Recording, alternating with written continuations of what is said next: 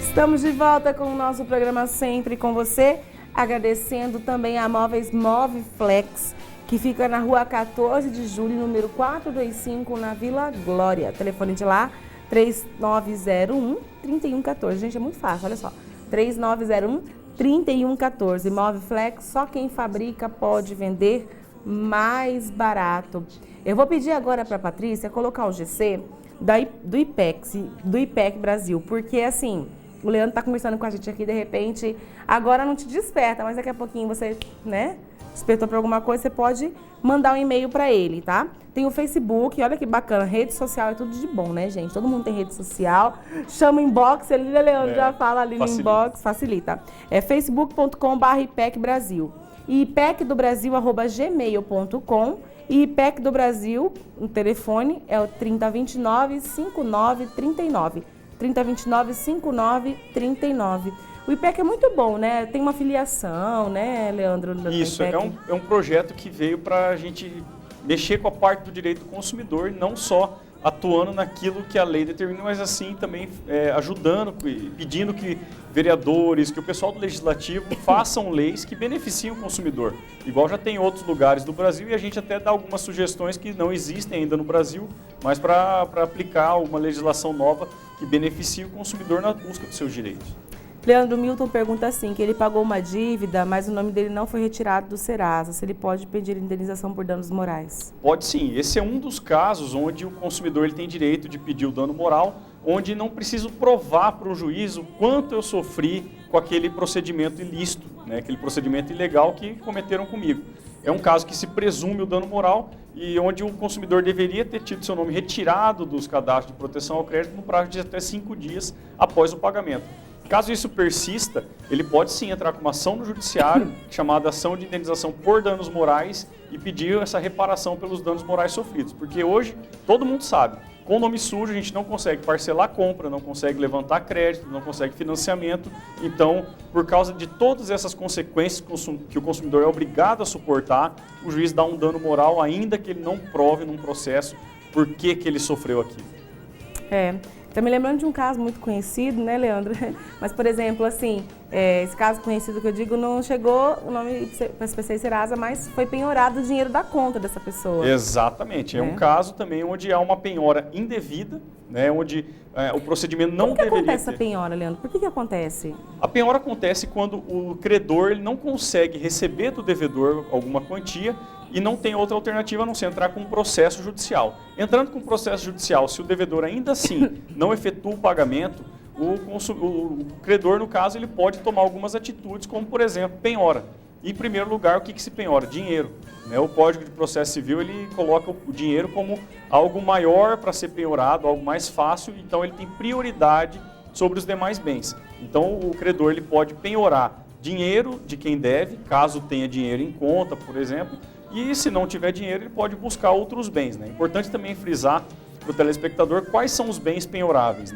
Na verdade, todos os bens são passíveis de penhora. No entanto, se o consumidor ou o devedor, no caso, ele só tenha um único imóvel no qual ele resida, ou um imóvel agrário que ele utilize aquilo para subsistência, para se manter, ele não pode ter esse imóvel penhorado. Ou então, se ele tem um único veículo que ele utiliza para ir ao trabalho, ou até mesmo para trabalhar, ele não pode ter esse único veículo penhorado.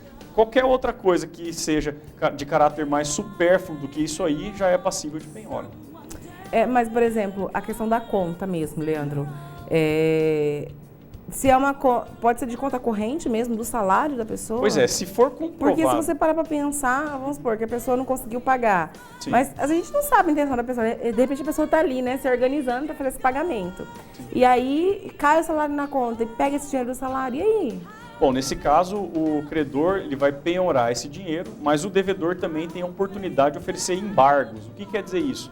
É uma defesa da penhora que foi realizada. Se ele conseguir comprovar que aquela penhora realizada foi verba trabalhista, quer dizer, o salário que ele ganhou, ele vai conseguir reaver esse dinheiro. Inclusive, a gente tem um caso que o devedor conseguiu ter o dinheiro de volta porque provou que aquilo ali era verba alimentar, era o salário dele. Agora, então, aí caracterizou uma penhora indevida porque era de dinheiro que não era passível da penhora. dinheiro de verba salarial. Então, nesse caso, ele conseguiu reverter. Mas você fica dependendo de um julgamento de um juiz. E a gente sabe que ficar na mão de juiz, nem sempre a gente vai ter uma resposta tão justa, porque são vários os processos, tem a sobrecarga tanto do juiz quanto da assessoria, do cartório, e como somos passíveis de erro, porque somos humanos, o juiz também é, então tem essa questão aí. Mas, via de regra, a lei protege esse dinheiro do credor, do devedor, no caso, onde é verba alimentar que está em jogo, né? Então, ele deve fazer valer o seu direito. Leandro, o que não se identifica, tá? O que eu faço com uma empresa que recebeu um cheque sem fundo e não quer devolvê-lo mesmo após o pagamento? Bom, nesse caso também cabe uma ação de obrigação de fazer para que ela devolva o cheque e subsistindo ainda com a entrega do cheque algum outro motivo que traga um prejuízo para essa pessoa, ela pode acionar. Pode ser um dano material, pode ser um dano moral, aí vai depender da consequência que esse ato trouxe para essa pessoa. Mas se ele pagou o cheque, a empresa tem que devolver imediatamente esse cheque. Tem casos que eu já ouvi falar, Leandro, que inclusive, por exemplo, se a pessoa ficar devendo e a empresa e essa empresa está devendo a empresa ou uma pessoa mesmo, né? A pessoa fica com os documentos, por exemplo, da pessoa. Isso é correto? Pois é, essa retenção de documento ela é indevida. Eu mesmo já fui vítima disso aí. Já me pediram documento porque eu fui no posto abastecer, inclusive foi esse mês, e não esqueci de levar o cartão. O cartão estava com a minha esposa e por esse motivo eu não estava com o cartão ali para fazer o pagamento. Aí o rapaz me exigiu um documento.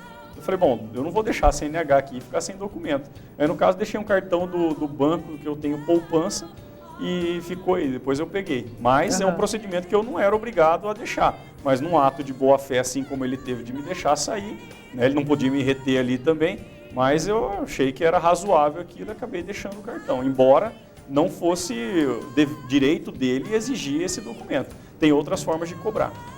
Até porque, né, Leandro, coitado, se não paga, a pessoa vai embora e não volta, porque nem todo mundo age de boa fé também. Exatamente. Né? Se a pessoa não volta para efetuar esse pagamento, sim, aí acaba descontando, né, da conta do... Exatamente. Aí muitas vezes quem sofre com isso aí é o empregado, né, que tem do seu salário aquele dinheiro retirado.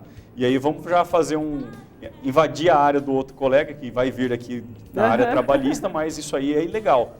A empresa jamais pode fazer a retenção do salário do seu empregado. Nossa. Porque o risco do negócio é todo da empresa. Assim como ela tem o lucro do negócio, ela também tem que ter o prejuízo.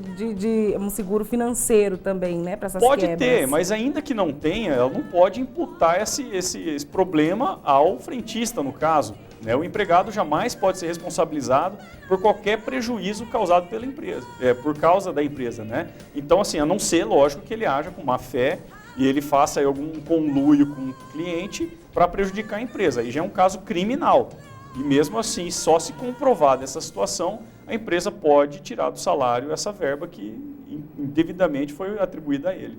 E olha que a gente vai às vezes no mercado, vai em algum lugar, né? A gente fica morrendo de medo de dar troco errado, de pegar. Às vezes você pega, porque assim, muitas vezes tem gente que age na boa fé, que nem eu falei. Tem gente que pega um trocado, nem confere, enfia na bolsa e vai embora quando chega em casa. Poxa, deu a mais. Tem gente que acaba voltando para devolver, né? Justamente porque pensa isso.